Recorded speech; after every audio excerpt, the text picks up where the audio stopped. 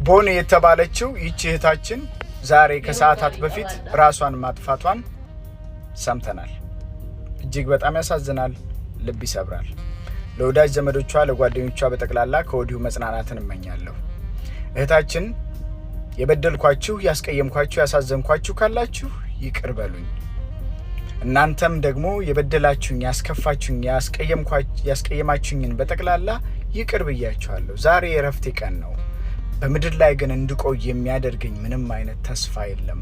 ልረፍ፣ ቻው ብላችሁ ሄዳለች። እጅግ በጣም ያሳዝናል። አዝናለሁ በጣም። በነገራችን ላይ አንዳንድ መረጃዎች እየወጡ ነው።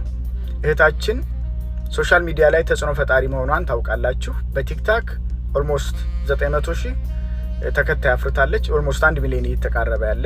በፌስቡክ ደግሞ ከ300 አካባቢ 300,000 የሚደርስ ተከታይ አላት እና ተጽዕኖ ፈጣሪ ነች።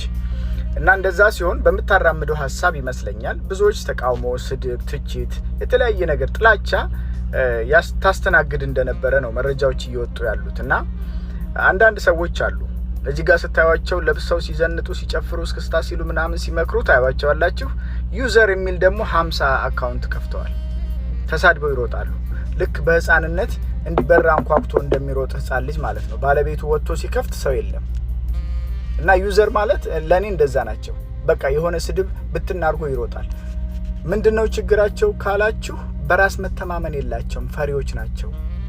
በምስላቸው መጥተው ፕሮፋይል አርገው ሐሳብን በሐሳብ መሞገት አይችሉም። እንደማይችሏችሁ ያውቃሉ። እናንተን ማሸነፍ በሐሳብ ብልጫ እናንተን ማሸነፍ አይችሉም። ስለዚህ ያላቸው አማራጭ ምንድነው? ተሳድቦ መሮጥ። ዩዘር በሚል ስም ይገደል ትገደል። የሚያስቀው ነገር ደግሞ እሱ ራሱ 1000 ላይክ ማግኘቱስ።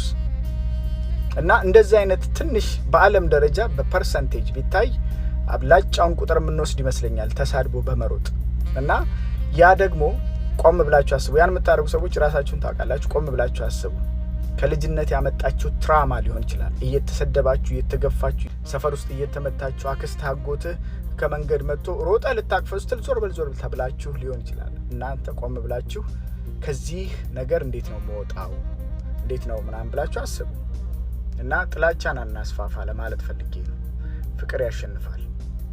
ሰው በውስጡ ያለውን ነው የሚሰጠው። ያለህን ነው የምትሰጠው። እና ያለህ ምንድነው? ፍቅር ነው ያለህ? ጥላቻ ነው ያለህ? ፖዚቲቭ ነገር ነው ያለህ? ምንድነው ያለህ? ተንኮል ነው ያለህ? ክፋት ነው ያለህ? ያለህን ነው የምትሰጠው። እኔ ለምሳሌ ሶሻል ሚዲያ ላይ ቆይቻለሁ። እኔ ብታጨበጭብ ባታጨበጭብ፣ ብታሞግሰኝ ባታሞግሰኝ፣ ወጥተህ ብትተች ባትተች አይ ዶንት ኬር። እኔ የራሴን ነገር ነው የማደርገው። ስሜም ጆሲ እንደራሴ ነው የሚለውና ቆይቻለሁ። ስለዚህ ችግር የለብኝ። ግን አዳዲስ ሰዎች አሉ የሚመጡ እና እነሱ ገና ብቅ ሲሉ አናታቸውን እያላችሁ ዲስከሬጅ አታርጓቸው። እንዳይራመዱ አታርጓቸው። ጥሩ ነገር ይዘው እንዳይመጡ አታርጓቸው። አንድ ጠመም ያለን ነገር የምታቀኑት ሀሳብ በሀሳብ ስታሸንፉ፣ ፍቅር ስትሰጡ፣ በእውነት ነው የምላችሁ የማይቃና ነገር የለም። ይህን ስላችሁ እህታችን ለምሳሌ በዚህ ጉዳይ ላይ ሙሉ በሙሉ በእናንተ ትችትና ስድብ ነቀፌታ ነው ይሄን ያደረገችው እያልኳችሁ አይደለም። ነገር ግን ሰው ተስፋ ቆርጦ በተለያየ ቻሌንጅ ውጣ ውረድ እያለፈ እናንተ ስትጨመሩበት ሞር ችግር ትፈጥራላችሁ ለማለት ብዬ ነው።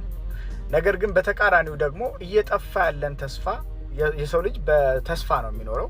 እየጠፋ ያለን ተስፋ በፍቅር በማበረታታት እንደገና እንዲያቆጠቁ ተስፋው እንዲለመልም ማድረግ ይቻላል ብዬ ነው። እና የሚገርመው ነገር እሷ ግን አሸንፋን ሞታለች። የበደላችሁኝን በጠቅላላ ይቅር ብያችኋለሁ፣ እኔም ከበደልኳችሁ ካስቀየምኳችሁ ይቅር በሉኝ ብላ ነው ሄደችው። የምትገርም አስተዋይ ልጅ ነች። ለወዳጅ ዘመድ ለወላጆቿ በጠቅላላ መጽናናት ይሁን። እጅግ በጣም ያሳዝናል።